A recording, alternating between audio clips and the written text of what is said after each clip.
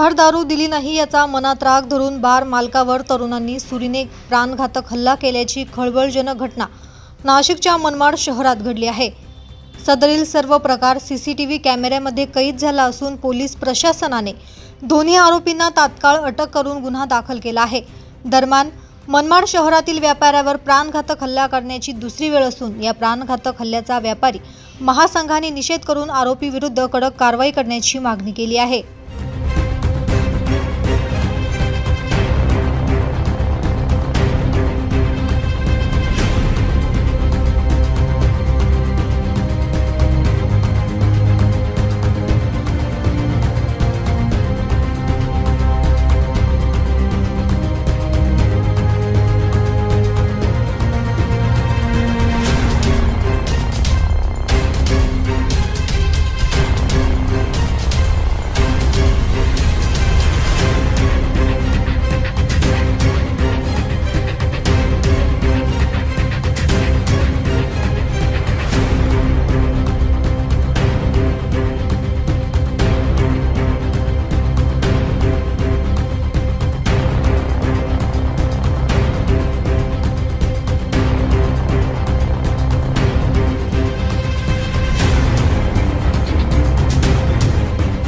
प्रतिनिधी नैवेद्य बिद्री, मनमाड।